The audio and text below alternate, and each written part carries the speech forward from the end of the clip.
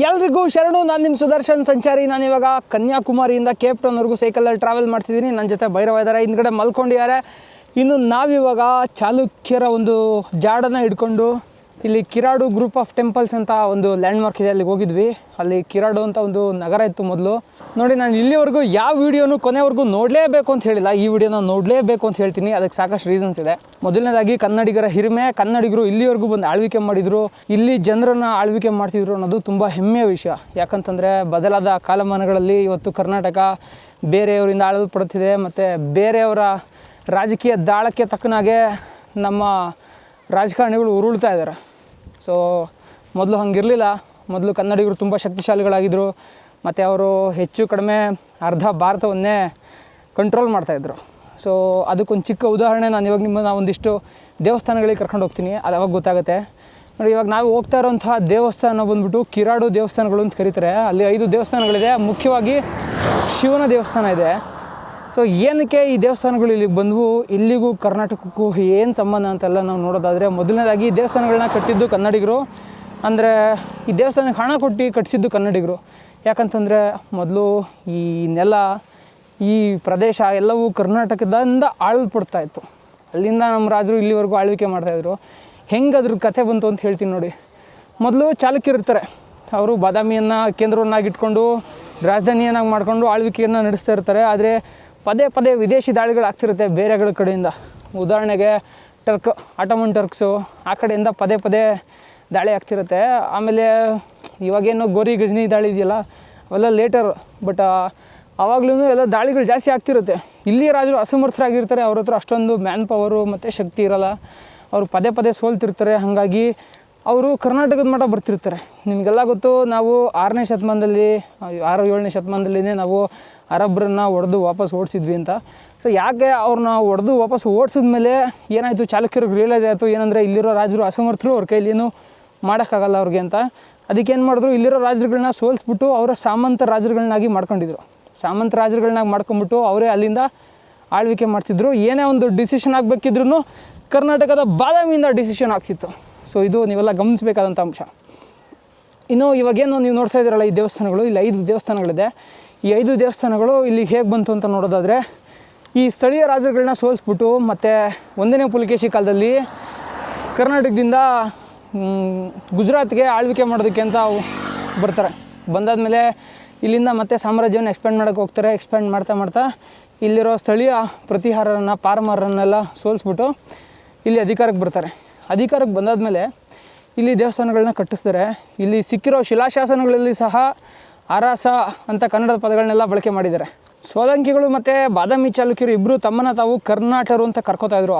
ಅವ್ರನ್ನ ಐಡೆಂಟಿಫೈ ಮಾಡ್ಕೋಬೇಕಾದ್ರೆ ಕರ್ನಾಟರು ಅಂತ. ಕರ್ನಾಟರು ಅಂದರೆ ಕರ್ನಾಟಕದವರು, ಕನ್ನಡ ಮಣ್ಣಿನವರು ಅಂತ ಅರ್ಥ. ಸೊ ಅವ್ರದ್ದೊಂದು ಸೈನ್ಯ ಕೂಡ ಇತ್ತು, ಕರ್ನಾಟಕ ಬಲ ಅಂತ. ಸೊ ಈ ಸೈನ್ಯ, ಈ ಜನ ಎಲ್ಲ ತಮ್ಮನ್ನು ತಾವು ಕರ್ನಾಟ ಅಂತ ಕರ್ಕೋತಾಯಿದ್ರು ಹೆಚ್ಚಾಗಿ. ಜೊತೆಗೆ ಇವರಂದರೆ ತುಂಬ ವಿದೇಶಿ ಆಕ್ರಮಣಕಾರರಿಗೆ ತುಂಬ ಭಯ ಇತ್ತು, ಭಯ ಹುಟ್ಟಿಸಿದ್ರು.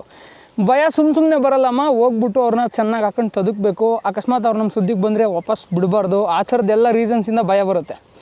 ಸೊ ಈ ಭಯವನ್ನು ಇಲ್ಲಿವರೆಗೂ ತಗೊಂಬಂದಿದ್ರು. ಇಲ್ಲಿವರೆಗೂ ತಗೊಂಬಂದಾದ್ಮೇಲೆ ಅವರು ಮೊದಲು ಇಲ್ಲಿ ದಾಳಿ ಮಾಡ್ತಾಯಿದ್ರೆ ಅಲ್ಲಿ ಕರ್ನಾಟಕದಲ್ಲೆಲ್ಲ ಭದ್ರ ಮಾಡ್ಕೋತಾಯಿದ್ರು. ಜೊತೆಗೆ ಇಲ್ಲಿ ತುಂಬ ಟ್ರೇಡ್ ನಡೀತಾ ಇತ್ತು ಮೊದಲು. ಅರಬ್ ದೇಶಗಳಿಂದೆಲ್ಲ ಈ ಕಡೆಗೆ ವಸ್ತುಗಳು, ಉದಾಹರಣೆಗೆ ಸಿಲ್ಕ್ ಆಗಿರ್ಬೋದು, ಮತ್ತು ಡೇಟ್ಸ್ ಆಗಿರ್ಬೋದು, ಈ ಥರ ಬೇರೆ ಬೇರೆದೆಲ್ಲ ಅರಬ್ ದೇಶದಿಂದ ಈ ಕಡೆಗೆ ಬರ್ತಾಯಿತ್ತು. ಅದನ್ನೆಲ್ಲ ಕಂಟ್ರೋಲ್ ಮಾಡ್ತಾಯಿದ್ರು ನಮ್ಮವರು. ಕಂಟ್ರೋಲ್ ಮಾಡೋದು ಇನ್ ದ ಸೆನ್ಸ್, ಅಲ್ಲಿ ವ್ಯಾಪಾರ ಮಾಡೋಕ್ಕೆ ಬರುವಂತಹ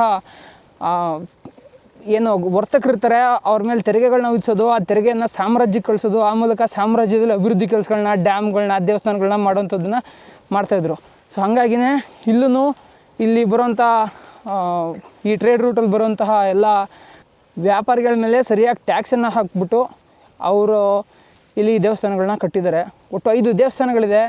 ಇವತ್ತು ಕರ್ನಾಟಕ ಬೇರೆಯವರಿಂದ ಆಳಲ್ಪಡ್ತಿದೆ ಅಂತ ಹೇಳೋದಕ್ಕೆ ನಂಗೆ ಸಖತ್ ಬೇಜಾರಾಗುತ್ತೆ. ನಿಮಗೆಲ್ಲ ಅನ್ಸ್ಬೋದು, ಏನು ಗುರು, ನಾವೇ ಓಟ್ ಹಾಕ್ಬಿಟ್ಟು ಆಳ್ವಿಕೆ ಅಲ್ವಾ ಮಾಡೋದು, ನಮ್ಮವರಲ್ಲಿ ಆಳ್ವಿಕೆ ಮಾಡೋದು, ಯಡಿಯೂರಪ್ಪ, ಸಿದ್ದರಾಮಯ್ಯ, ಕುಮಾರಸ್ವಾಮಿ ಎಲ್ಲ ನಮ್ಮವರೇ ಅಲ್ವಾ ಅಂತ ನಿಮ್ಗೆ ಅನ್ಸ್ಬೋದು. ಖಂಡಿತ ನಮ್ಮವರಲ್ಲ. ಅವ್ರು ಯಾರು ನಮ್ಮವರಲ್ಲ. ಯಾಕೆ ಅಂತ ಹೇಳ್ತೀನಿ. ಅವರೆಲ್ಲ ನಮ್ಮವರಾಗಿದ್ದಿದ್ರೆ ನಾವು ತ್ರಿಭಾಷಾ ನೀತಿ ಅಡಿಯಲ್ಲಿ ಬರ್ತಿರಲಿಲ್ಲ. ತ್ರಿಭಾಷಾ ನೀತಿ ಅಂದರೆ ನಮಗೆ ಕಂಪಲ್ಸರಿ ಶಾಲೆಗಳಲ್ಲಿ ಕನ್ನಡ, ಇಂಗ್ಲೀಷ್, ಹಿಂದಿ 3 ಭಾಷೆಗಳನ್ನ ಕಲಿಸ್ತಾರೆ. ಆದರೆ ಉತ್ತರ ಪ್ರದೇಶದಲ್ಲಿ ಕೇವಲ ಅವ್ರ ಭಾಷೆ ಜೊತೆ ಇಂಗ್ಲೀಷನ್ನ ಮಾತ್ರ ಕಲಿಸ್ತಾರೆ. ಇದರಿಂದ ಕರ್ನಾಟಕಕ್ಕೆ ತುಂಬ ಲಾಸ್ ಆಗ್ತಿದೆ. ಯಾವ ರೀತಿ ಲಾಸ್ ಅಂದರೆ ನಮ್ಮ ಮಕ್ಕಳು ಅನಾವಶ್ಯಕವಾಗಿ ಒಂದು ಅನಗತ್ಯ ಭಾಷೆಯನ್ನು ಕಲಿತಿದ್ದಾರೆ. ನಾವು ಹಿಂದಿಯನ್ನು ಕಲಿಯೋದ್ರಿಂದ ನಮಗೇನು ಲಾಭ ಇಲ್ಲ, ಜೊತೆಗೆ ಆ ಭಾಷೆಯನ್ನು ಕಲಿತು ನಾವು ಏನೂ ಅದರಿಂದ ಏನೂ ನಮಗೆ ಪ್ರಾಫಿಟ್ ಇಲ್ಲ. ನಾವು ಆ ಭಾಷೆ ಕಲಿತ್ರೆ ನಮಗೆ ಕೆಲಸ ಸಿಗುತ್ತೆ ಅಂತಿಲ್ಲ. ಸೊ ಆದರೆ ಮೊದಲು ಹಂಗಿರಲಿಲ್ಲ. ಇಲ್ಲಿದ್ದವ್ರನ್ನೆಲ್ಲ ನಮ್ಮ ರಾಜರು ಎದುರಿಸ್ಕೊಂಡು ಇವ್ರನ್ನೆಲ್ಲ ಸರಿಯಾಗಿ ಇಟ್ಕೊಂಡಿದ್ರು ಅದ್ಬಸ್ತಲ್ಲಿ. ಇವಾಗ ಕನ್ನಡದವರು ಎಲ್ಲರಿಗೂ ಎದುರ್ಕೊಂಡು ಬದುಕುವಂಥ ಪರಿಸ್ಥಿತಿ ಕರ್ನಾಟಕದಲ್ಲಿ ಸೃಷ್ಟಿಯಾಗಿದೆ. ಕನ್ನಡ ಮಾತಾಡೋಂಗಿಲ್ಲ. ಬ್ಯಾಂಕಲ್ಲೋದ್ರೆ ಹಿಂದಿ ಮಾತಾಡೋ ಅಂತಾರೆ, ಏರ್ಪೋರ್ಟಲ್ಲೋದ್ರೆ ಹಿಂದಿ ಮಾತಾಡೋ ಅಂತಾರೆ. ನಮ್ಮದೇನೆಲ್ಲ ಭಾಷೆ ಎಲ್ಲದನ್ನೂ ಬಳಕೆ ಮಾಡ್ಕೊಂಡು ನಮಗೆ ಆ್ಯಪ್ ಇಕ್ತವ್ರೆ. ಇದೆಲ್ಲ because of lack of leadership. ಇವಾಗ ನಾಯಕತ್ವದ ಕೊರತೆ ಇದೆ. ಮೊದಲು ನಾಯಕತ್ವದ ಕೊರತೆ ಇರ್ದಿಲ್ಲ. ಸೋಲಂಕಿಗಳ ರಾಜ ಕುಮಾರಪಾಲ ಅಂತವನಿದ್ದ. ಕುಮಾರಪಾಲ ಏನು ಮಾಡ್ದ, ನದ್ದುಲಾ ಚಹಮನ್ಸ್ ಮೇಲೆ ದಾಳಿ ಮಾಡ್ತಾರೆ. ದಾಳಿ ಮಾಡಿಬಿಟ್ಟು ಅವ್ರನ್ನ ಸೋಲಿಸ್ಬಿಟ್ಟು ಕೊನೆಗೆ ಇಲ್ಲಿ ಒಂದು ಕಲ್ಲಿನ ಕೆತ್ತನೆಯನ್ನು ಸಹ ಹಾಕ್ತಾರೆ. ಜೊತೆಗೊಂದು ಶಿಲಾಶಾಸನವನ್ನು ಹಾಕ್ತಾರೆ. ಶಿಲಾಶಾಸನ ಹಾಕ್ಬಿಟ್ಟು ಅಲ್ಹಾನ ಅಂತ ಒಬ್ಬ ಸ್ಥಳೀಯ ರಾಜನನ್ನು ಅಥವಾ ಸೇನಾ ನಾಯಕನನ್ನು ಇಲ್ಲಿ ಇದೆಲ್ಲ ನೋಡ್ಕೊಳಪ್ಪ ಅಂತ ಹೇಳ್ಬಿಟ್ಟು ಕಿರಾಡೋನ ಒಂದು ಸಿಟಿಗೆ ಗವರ್ನರಾಗಿ ನೇಮಕ ಮಾಡ್ತಾರೆ. ಅವನನ್ನು ನೇಮಕ ಮಾಡಾದಮೇಲೆ ಈ ಮಾಲ್ವಾ ಅಂತ ಏರಿಯಾನೆಲ್ಲ ಮಾಲ್ವಾ ಅಂತ ಕರೀತಿದ್ರು. ಈ ಮಾಲ್ವಾದಲ್ಲಿರೋ ಫಾರ್ಮರ್ನೆಲ್ಲ ಸೋಲಿಸ್ಬಿಟ್ಟು ಇಲ್ಲಿ ಜನರನ್ನೆಲ್ಲ ಟರ್ಕರಿಂದ ಅವರು ರಕ್ಷಣೆ ಮಾಡ್ತಿರ್ತಾರೆ. ಜೊತೆಗೆ ಎರಡನೇ ಭೀಮ ಏನು ಮಾಡ್ತಾನೆ, ಕಯಾಧಾರ ಯುದ್ಧ ಅಂತ ಕರೀತಾರೆ. ಕಯಾಧಾರ ಯುದ್ಧ 1178ರಲ್ಲಿ ನಡೆಯುತ್ತೆ. ಅದರಲ್ಲಿ ಸೋಲಿಸ್ಬಿಟ್ಟು ಇಲ್ಲಿ ಒಂದು ಶಿಲಾಶಾಸನವನ್ನು ಕೂಡ ಹಾಕಿಸ್ತಾನೆ. ನಂತರದಲ್ಲಿ ಇಲ್ಲಿಂದ ಟ್ರೇಡ್ ರೂಟೆಲ್ಲ ಎಕ್ಸ್ಪೆನ್ಷನ್ ಆಗಿಬಿಟ್ಟು ಗುಜರಾತ್ಗೆ ಬರ್ತಿದ್ದಂತಹ ಈ ನಾರ್ತ್ ಇಂಡಿಯಾಗೆ ಸಪ್ಲೈ ಆಗೋಂತಹ ಎಲ್ಲ ಟ್ರೇಡನ್ನು ಇಲ್ಲಿಂದನೇ ನಡೀತಾ ಇತ್ತು. ಗುಜರಾತ್ ಭಾಗದಿಂದ ಈ ಮರುಭೂಮಿ ದಾಟ್ಕೊಂಡು ಮೇಲಕ್ಕೆ ಹೋಗ್ಬೇಕಿತ್ತು ಅವರು. ಸೊ ಅಲ್ಲೆಲ್ಲ ಸಖತ್ತಾಗಿ ಕಂಟ್ರೋಲ್ ಮಾಡಿ ಹದ್ಬಸ್ತಲ್ಲಿ ಇಟ್ಕೊಂಡಿದ್ರು ಎಲ್ಲರನ್ನೂ. ಈ ಕುಮಾರಪಾಲನ ಆಳ್ವಿಕೆ, ಸೋಲಂಕಿಗಳ ಆಳ್ವಿಕೆ ಚಿತ್ತೂರಿಂದ ಜೈಸಲ್ಮೇರ್ವರೆಗೂ ಇತ್ತು. ಈ ಚಿತ್ತೂರಿಂದ ಜೈಸಲ್ಮೇರ್ವರೆಗೂ ಇದ್ದಂತಹ ಆಳ್ವಿಕೆಯನ್ನು ಇವಾಗ ಕನ್ನಡಿಗರು ಸ್ವಲ್ಪ ರಾಜಕೀಯ ಅರ್ಥ ಮಾಡ್ಕೋಬೇಕು. ಯಾವ ಥರ ರಾಜಕೀಯ ಅಂದರೆ, ಇವಾಗ ನೋಡಿ, ಸೋಮೇಶ್ವರ ಅನ್ನೋ ಒಬ್ಬ ಸ್ಥಳೀಯ ನಾಯಕನನ್ನು ಇಲ್ಲಿ ಚಾಲುಕ್ಯರು ನೇಮಿಸ್ತಾರೆ. ಇಲ್ಲಿರುವಂಥ ರಾಜರನ್ನು ಸೋಲಿಸ್ಬಿಟ್ಟು ಇವಾಗ ನಮ್ಮಲ್ಲಿ MLAಗಳನ್ನೆಲ್ಲ ಖರೀದಿ ಮಾಡಿಬಿಟ್ಟು ಹೆಂಗೆ ನಮ್ಮ ರಾಜಕಾರಣದಲ್ಲಿ ಪಕ್ಷ ಚೇಂಜ್ ಮಾಡಿಬಿಟ್ಟು MLAಗಳನ್ನ ಚೇಂಜ್ ಮಾಡಿಬಿಟ್ಟು ಬೇರೆಯವ್ರನ್ನ ನೇಮಿಸ್ತಾರೆ ನೋಡ್ರಿ. ಆ ಬೇರೆಯವ್ರನ್ನೆಲ್ಲ ನೇಮಿಸಿದಾಗ ಆಗೋವಂಥ ಟ್ರೇಡ್ ಡೀಲ್ಸ್ಗಳು ಬೇರೆ ಬೇರೆ ಇರುತ್ತೆ. ಅದರಿಂದ ಆ ಟ್ರೇಡಿಂದ ಪ್ರಾಫಿಟ್ ಮಾಡ್ಕೊಳ್ಳೋರು ಬೇರೆ ಬೇರೆ ಇರ್ತಾರೆ. ಆ ಬಿಸ್ನೆಸ್ಮೆನ್ಗಳು ಈ ಟ್ರೇಡ್ನ ಕಂಟ್ರೋಲ್ ಮಾಡೋದಕ್ಕೆ ರಾಜಕಾರಣಿಗಳನ್ನ ನಮ್ಮ ಮೂಲಕ ಕಂಟ್ರೋಲ್ ಮಾಡ್ತಾರೆ. ನಮ್ಮ ನಡುವೆ ಜಾತಿ, ಧರ್ಮ, ಭಾಷೆ ಈ ಥರ ಬೇರೆ ಬೇರೆ ಎಮೋಷನ್ಗಳನ್ನ ಬಿತ್ತಿ ನಾವು ಆ ಎಮೋಷನ್ಗಳ ಮೇಲೆ ರಿಯಾಕ್ಟ್ ಮಾಡೋ ಥರ ಮಾಡಿ ಆ ಮೂಲಕ ಪ್ರಜಾಪ್ರಭುತ್ವದಲ್ಲಿ ದಂಗೆ ಏನಾದರೂ ಎಬ್ಬಿಸಿ ಇನ್ನೊಂದೇನಾದರೂ ಮಾಡಿ ಅದೇ ಜಿಯೋ ಪಾಲಿಟಿಕ್ಸ್ ಅರ್ಥ ಆದರೆ ನಿಮಗೆ ಇದೆಲ್ಲ ಅರ್ಥ ಆಗುತ್ತೆ. ಆ ಥರ ಎಲ್ಲ ಮಾಡ್ತಾಯಿದ್ರು.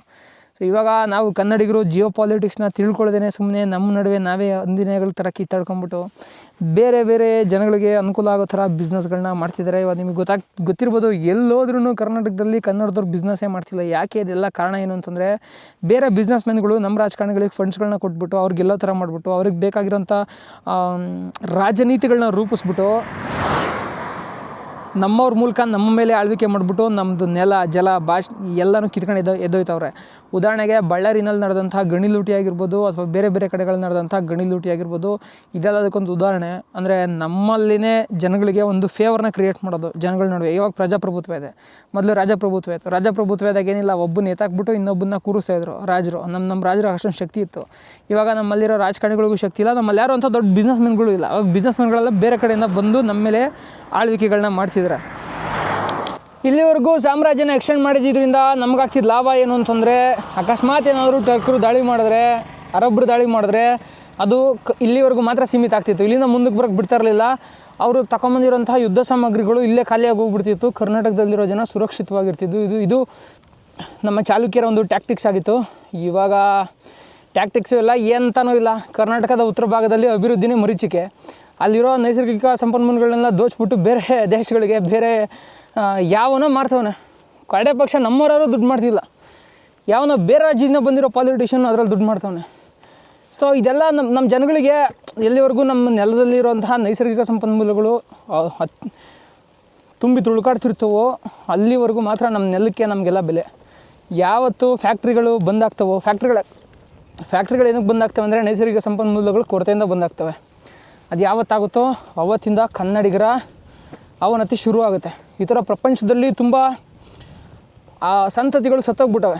ಅದರಲ್ಲಿ ಕನ್ನಡಿಗರು ಆಗಬಾರ್ದು ಅಂದರೆ ಕನ್ನಡಿಗರು ಪಾಲಿಟಿಕ್ಸಲ್ಲಿ ತುಂಬ ಮುಂದುವರಿಬೇಕು. ಜೊತೆಗೆ ಪಾಲಿಟಿಕ್ಸ್ನ ಸರಿಯಾಗಿ ಅರ್ಥ ಮಾಡ್ಕೋಬೇಕು. ಜಾತಿ ಧರ್ಮಗಳ ನಡುವೆ ಜಗಳ ಆಡೋದನ್ನು ಬಿಟ್ಟು ಕರ್ನಾಟಕದ ಪೂರ್ತಿ ಅಭಿವೃದ್ಧಿಗೆ ಎಲ್ಲರೂ ಯೋಚನೆ ಮಾಡಬೇಕು. ಇನ್ನು ನಾನು ನಿನ್ನೆಯಿಂದ ಇವ್ರದ್ದೇ ಮನೇಲಿದ್ದೆ. ಇವಾಗ ನಾವು ಊಟ ಮಾಡ್ತಿದ್ದೀವಿ. ಇಲ್ಲಿ ಈ ಥರ ಸಜ್ಜೆ ರೊಟ್ಟಿ ಜೊತೆ ತುಪ್ಪ ಹಾಕ್ಬಿಟ್ಟು ಈ ಥರ ಚೆನ್ನಾಗಿ ಕಿವುಚಿದ್ರೆ ಚುರ್ಮ ಅಂತ ಕರೀತಾರೆ. ಆ ಚುರ್ಮಗೆ ಮಜ್ಜಿಗೆಯಲ್ಲಿ ಮಾಡಿರೋ ಹುಳಿ ಇಸ್ಕೆ ಅಂದ್ರದಲ್ಲ ಇಸ್ಮೆ ಈ ಥರ ಹಾಕ್ಕೊಂಡು ಇದನ್ನು ಮಜ್ಜಿಗೆ ಜೊತೆ ತಿನ್ನಬೇಕು. ತುಪ್ಪ ಮಜ್ಜಿಗೆ लुक्स गुड। मावा रोटी मतलब जब तक माँ पापा ताकत में होते तब तक वो खाते हैं, बाद में लड़के के साथ जाके खाना शुरू करते हैं। यानी कि खुद कमाओ खुद ठोके। हाँ त्यार गोड़ा थके जना हाँ वैसे हमें माँ उठी जा कोनी दे दो वैसे ही ठीक है भाई है ना। ओ कहेंगे मैं तेरी मम्मी आड़ी थैंक यू है ना, बहुत बहुत धन्यवाद। आ जाओ उधर हमारा घर भी है ना।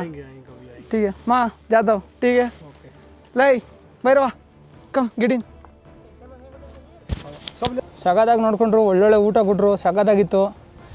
ಇವಾಗ ಬೆಳಗ್ಗೆ ಇಲ್ಲಿಂದ ಹೊರಡ್ತೀನಿ.